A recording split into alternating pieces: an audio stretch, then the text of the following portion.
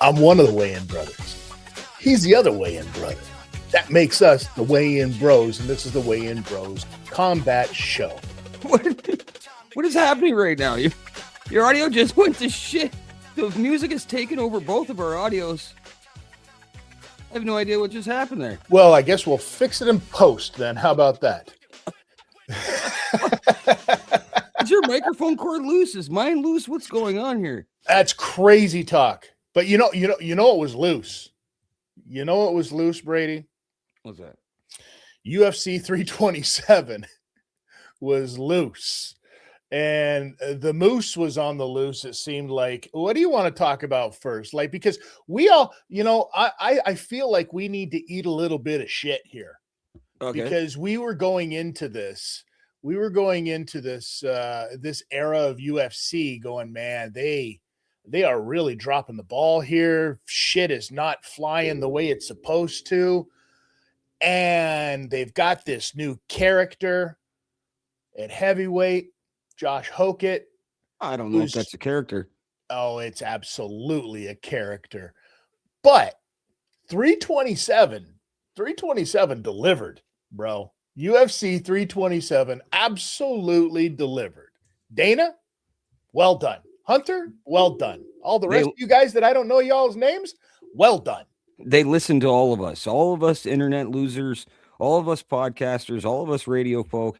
Doesn't matter who they listen to all. They got the message. Holy shit. What a fantastic night of fights. I watched half of this in travel, and I felt bad for the people on the train beside me until I got to the Dominic Reyes fight. Then they felt bad for me, but I felt bad for the people I was on the train with. I felt bad for the co-pilots I had in the Ubers and such. And I was screaming every 10 seconds. I feel like in the world of professional wrestling that Dominic Reyes fight was what we refer to as the popcorn match, ladies and gentlemen. That was the go take a piss and fix your balls match. That was if you thought this was going to be something, psych, you might as well go have a smoke. Well, but we made up for it. Holy shit, did they ever make up for it? Okay, so let's UFC 327. Sure. I don't even care about these numbers anymore. Let's just say the UFC big event that just happened this past weekend. Chris, where do we start? Do we start right at the prelims at this point? Because I mean, is there enough time? Is there enough time? There's really not enough time. I think we know that, like, because there was big announcements, there was big fights, there was big excitement, big drama. There was also and the big man himself. There was a future prediction that me and you, yet again, I have to do this. Yeah. I got to pat ourselves on the back here, sir. Yeah, we'll get to that one. We'll get to that one in a second. But let's talk about the flavor of the week. Let's talk about the man that everybody, I mean, the character, it's funny. It's like a combination. You know what? I say this. It's like, remember when they made the movie The Wrestler?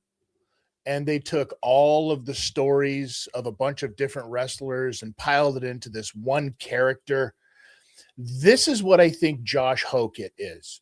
I think that he's taken all of the cringiest people, the Triple C's, the Chael Sonnens, the Colby Covingtons, and he's put it all into one character that involves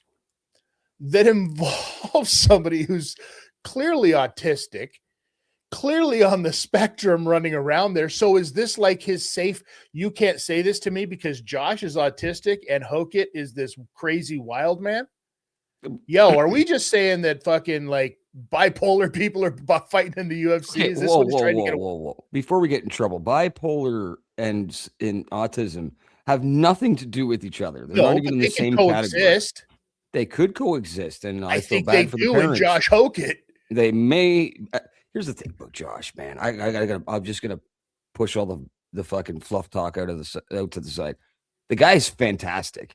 I have never seen a man Go out there and in this division, in the heavyweight division specifically, guys in welterweight do this, guys in other classes do this, but in heavyweight, the first 30 seconds of the fight, they just go out there like it's the last 30 seconds of the fight. Yeah. He is a tremendous talent. And well, he's obviously, the unfortunate thing is that is the UFC's next superstar. No, as of this morning, as of us recording this, he's the guy. Oh, yeah. Well, so much so that it didn't even take till morning. So, and we're going to get to that in a second. But him coming out there and immediately flipping off Curtis Blades, throwing caution completely into the wind, much faster because he's not a huge heavyweight. He's not a massive heavyweight. And you look at him and you're like, what is going on with this guy? He seems to be coming in doing all of the right things in terms of rubbing people the wrong way. He almost gets into it with staff. He's just grinding on the ring girls. Grinding the ring. The ring girls never pop. If you notice this on stage, the ring girls never pop. Ever. Fucking shit. Like, straightforward, eyes front, don't do nothing. They've been caught a few times checking guys out and smiling and giving each other the Iggy and stuff, and they got in trouble for it. You could tell. Yeah, but he just basically went out there and went all Magic Mike on these motherfuckers. I apologize. I feel like we're cursing a lot more than we usually do in this show, but why can't you? Kind of have to. He set the tone for how you would review this show, and he's a motherfucker. He's got everybody amped up. He's got everybody completely amped up. So amped up that at a heavyweight fight, he goes out there, fights 3 rounds with Curtis Blades. Curtis Blades, who tried to wrestle, right? Like you could tell after he got popped in the face, he was like, yo, I got to take this guy down. And Josh Hokett said, nah, you are not wrestling me. Stood back up and put his middle finger in his face. The amount of middle finger, like this guy thought he was Steve Austin, just floating middle fingers around so much in this fight. I don't think Diaz. I think Diaz boys were blushing at the amount of middle fingers that Josh Hokett was throwing up during this fight. Yeah, he's a crazy wonky dude, and it's funny because people thought that he was tired, right? And he had gotten rocked a few times throughout that. Well, he got rocked every 2 seconds in that fight, but at the end of the one round, where Curtis is like, at this point, Curtis is doing this, and then he gets tagged by Curtis right from that switch left hook, and then Josh starts doing this, making fun of him as he's. The whole thing was a masterpiece. And all you hear is the guys from Jackson Winklejohn screaming their heads off. Move your head. And he refused to. That wasn't the plan. That's not what I'm here for. I'm here to get paid. Yeah. This was his 9th fight, 10th fight professionally. He's 8-0, I think now. You know what I mean? His 3rd fight in the UFC or something like that. And he just took out not doing the stats. He just took out the number 5 guy. Yeah. In the heavyweight division. And then this is where we'll might as well lead right into the prediction thing. So we called something a few months ago. Mm-hmm. One was there's no way there's going to be a UFC White House card without Derek Lewis. 100%. Because Derek Lewis is Donald Trump's favorite fighter. Up until last night.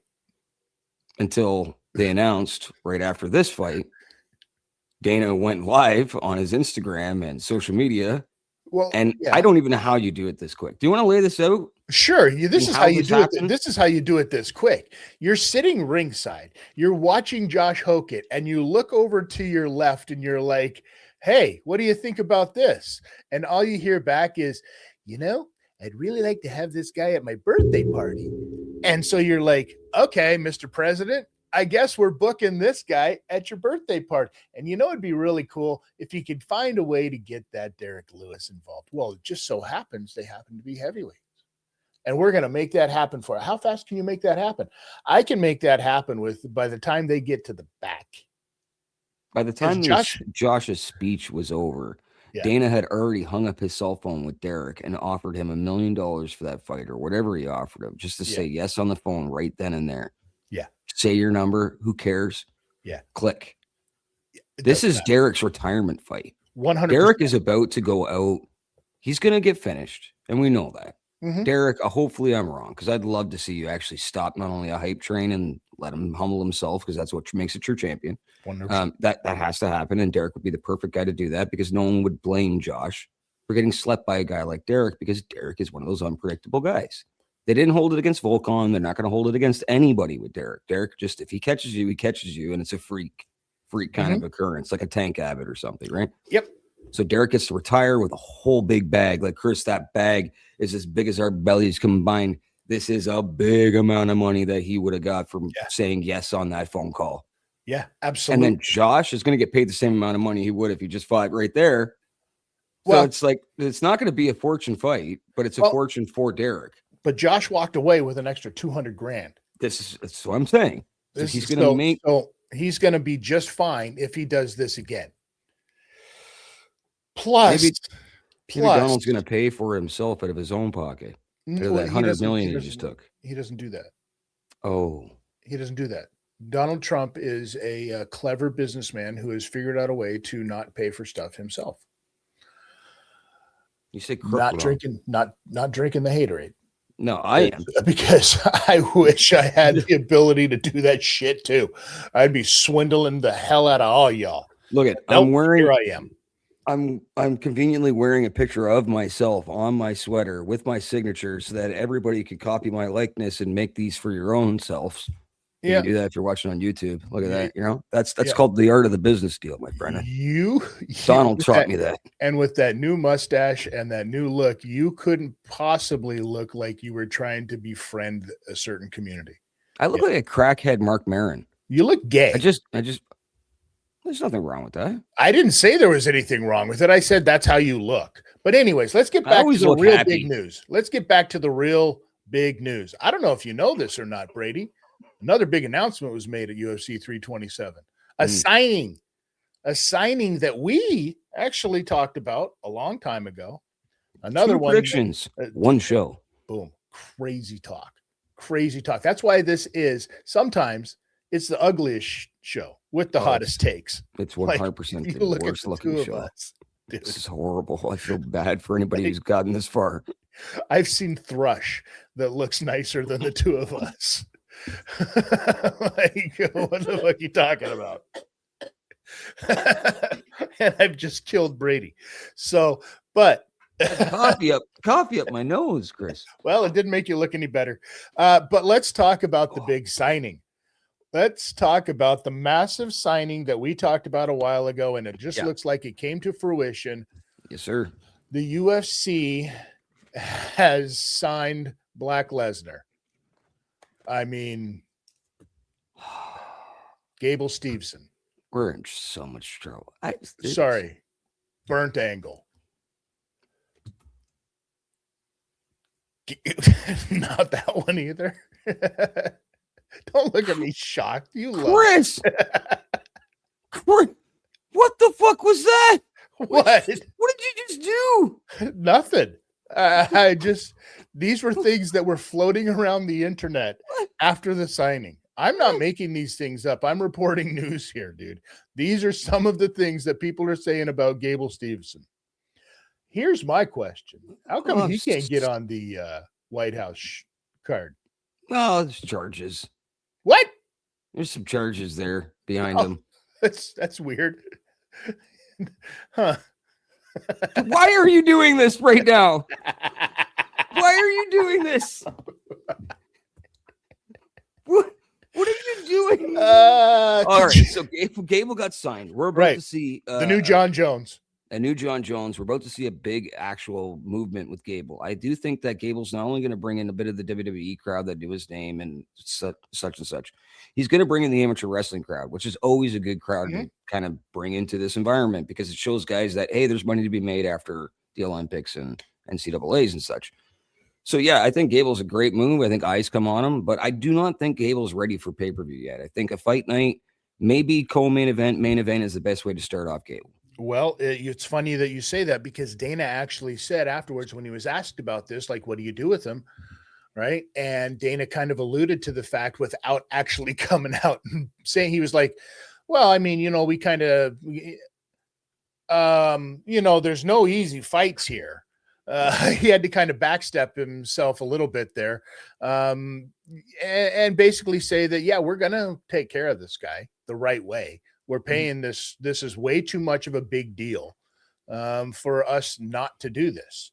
And then he followed that up with any other stupid questions? That's what I'm saying. I forgot we had sounds. I know. I did too. Like this one. Hey, where are the white women at? That is something that you heard Kevin Holland say during his presser, who is also very adamant about telling the people of the press, smarten up. Ask some better questions. Ask better questions. Be a little bit more real. This is why you're seeing the rise of, we've brought it up before, but MMA Guru. This is why he's coming up. I know you don't like him, but no, I never said I don't like him. You don't agree with him. I guess I shouldn't have said you don't like him. You don't agree with him all the time. Like us. He would be a great member. Like where the logo is right now, it'd be great if his face was there. We should just put it there. I mean, next week, MMA Guru's face is going to be right there in the middle of us. But so like these guys like MMA Guru are rising up. The Demetrius Johnsons are becoming one of the bigger names. Even Luke Thomas has started to come kind of back out from the weird cave he lived in for a few years of shilling the UFC to now turning and saying, look, the politics have taken over this company and corporate capitalism has taken over this company, but there's still the ability to have good fights. Like we still support these guys. We still want them to do well. It sucks they're in kind of a weird environment right now.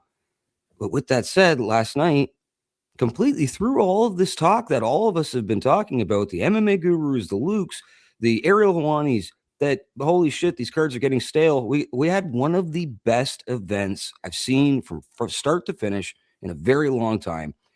And Johnny Walker and Dominic Reyes will be let go. This was a defining, maybe they get a one more fuck you out the door kind of thing against the killer, but I think both of them are gone. Well, I think that one of them possibly stays. And here's why. And it would probably be the one that won. I think that there's maybe one fight left that you give to Dominic Reyes, and it happens to be against Paulo Costa. I think because Paulo Costa looked very good in his fight. He looked like secret Jew Paulo Costa of old. He actually looked, even with saying that, because back in the day he was regardless of his chin. But he's been hit a few times. He's been tagged a few times. He's had some long fights now. He went in there with the best defense I've ever seen Paulo Costa like actually participate in. He usually always starts out really defensive and then he gets dumb. Or I shouldn't say dumb, but he gets careless, right? And he starts throwing himself out there. He looked like a champion last night. Yep. And that's a guy like an actual champion. That's a guy who I can see, because obviously they set this card up because they crowned a new light heavyweight champion in Carlos Ulberg after, his fight with Yuri Prochazka, who, I mean, Yuri, everybody's like, oh, poor Yuri, because Yuri had, felt sympathy and tried to blah, blah, blah. Shut the fuck up. All of y'all, shut up. It's a fist fight. He shouldn't have done that, and he paid the price for it.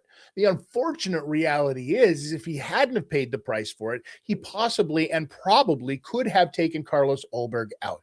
And in doing so, not put the division on lock for another fucking year, because that's exactly what's going to happen right now. Carlos Ulberg, to his own admission, he's like, yep, blew my knee out. It looked like his calf just came completely unattached or whatever when you watch the playback. But regardless of what happens, he's now going to need some surgery. He's now going to need recovery time. They're now going to have to do an interim championship. So why not? Because, you're going to have the time. Why not Dominic Reyes and Paulo Costa for that interim championship? The winner of that gets a chance to fight Carlos Ulberg when he's ready to fight. I think that gives Dominic Reyes a chance to redeem himself a bit after, because it's been a minute since he fought. We'll give him that. Looked like shit. Let's let him redeem himself. He did win. And Paulo Costa definitely should be that next guy. So one of those guys, you make him the interim championship, and because that division's on lock now for a minute. It's gross. As amazing as it was to see a human being go through that much tenacity during an injury and follow through and end up winning the fight, like literally 30 seconds to 20 seconds away from not being able to come out of the corner, that fight would have been thrown. Yuri would have won that easy peasy. With that said, I'm a huge Yuri fan, and I've being a Yuri fan from day one, you get so angry with him. It's almost like you're disappointed in your child. And I don't mean that I'm trying to belittle the guy and say he's my kid. It's the same disappointment you would have when your kid disappoints you, because your heart is so invested in this guy. You know how talented and how good he can be. And he goes out there and acts like an idiot. And when he acts like an idiot, you know what it is. It's this. It's not the samurai code that he. This is what I'm saying. It's falling. The cracks are coming off the story. It's not a samurai code, because samurai will take your fucking head off. It's like that's what a samurai is supposed to do. So it's some other kind of thing. This, like, as you get older and you have, I don't know, empathy. It can't possibly be sympathy, because if it's sympathy, get the fuck out. There's no room empathy for you there. It has to be empathy. It's because you see it. You see another person like yourself who just had an injury, and you're like, oh, he had a moment there where he thought he was going to take food off the table. You know what it was? Uriah Hall. Uriah Hall moment is what I thought I saw right there, because remember, after Uriah Hall nails dude with that spinning heel kick, takes his head off, and he's like, oh no, I killed somebody. And that changed him somehow. Like, his fights got different until he was out of the UFC and back over in, like, now he's in Karate Combat or whatever. Until then, like, he was very reserved. He wouldn't pull the trigger on stuff, and he held back, and it cost him. And I think that's exactly what we saw with Yuri as well, is it cost him. Not only did it cost him the belt, it cost him the ability, because now you're like, oh, you literally just put yourself in front of the gate. You are now the gatekeeper of this thing, because you don't have that warrior spirit. And maybe you need to go home and think about, should you be just teaching other people how to do this stuff, or should you be continuing to do this stuff yourself? Well, there comes a time. You go scream in the forest and kick logs and do all that stuff that you like doing. But don't do it like Logan Paul did. That's the wrong forest to do that. Yeah, I said it. Sue me, bitch.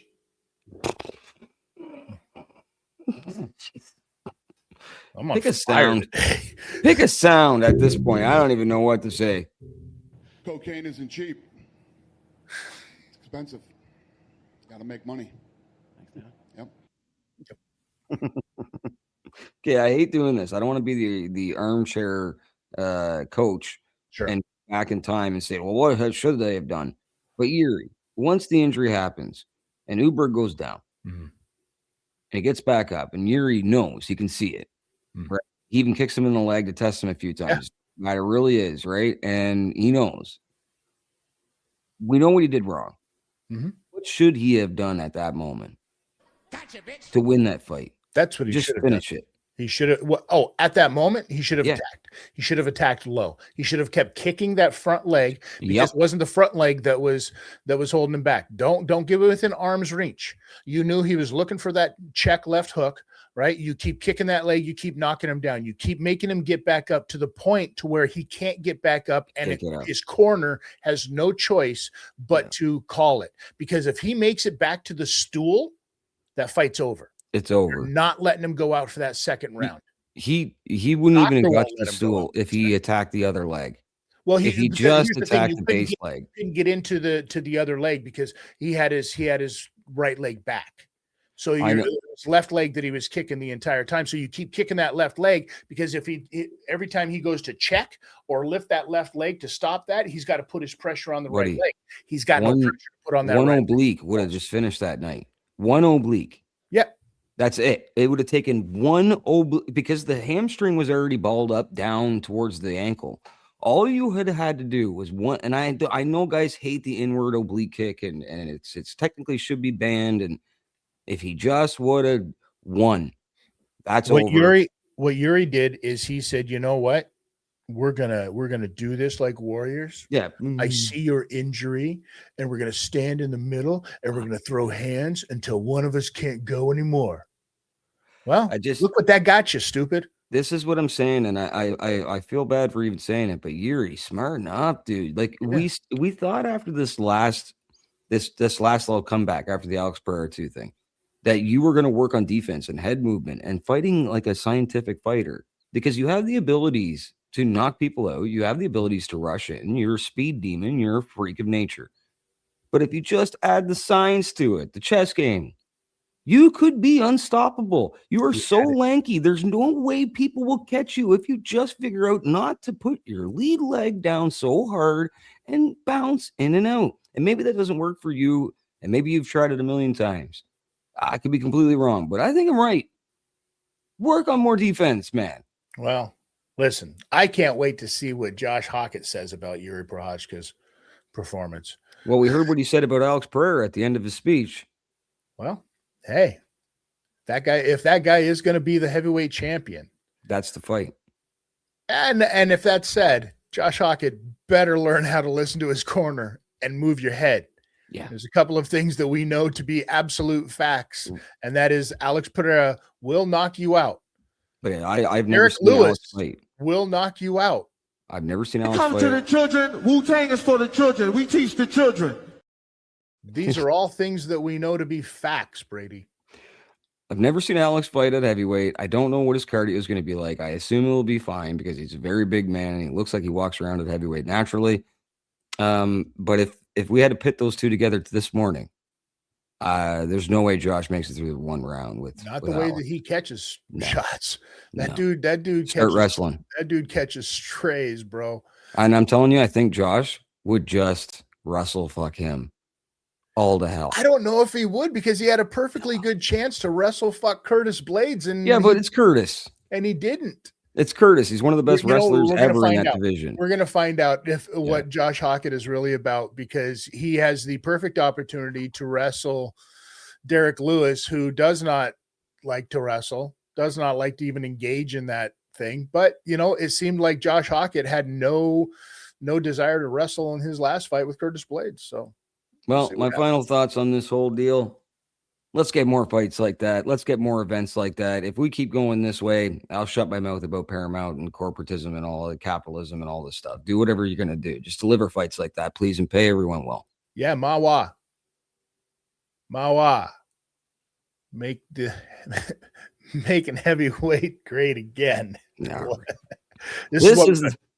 This is the Law of Live Audio Wrestling. I am Little Brady Wedham. That is the Notorious T idea. We are the Weigh-In Brothers. Please follow us or subscribe anywhere you're listening to this or watching this. Check out our other shows, The Bees of Boxing with Steve Swift across the pond. He's the pugilistic professor. Sits down with Chris and reviews Boxing of the Week every single week. And also check out Good Times with KJ and Steve as they review old school wrestling, good and bad, and everything in between. Chris, let's leave these people with a great message to warm themselves up for the last little couple weeks of cold here in Southern Ontario. Take it away. This goes out to all of you, and especially you, Josh, in your upcoming fight against Derek Lewis. Tuck your chin.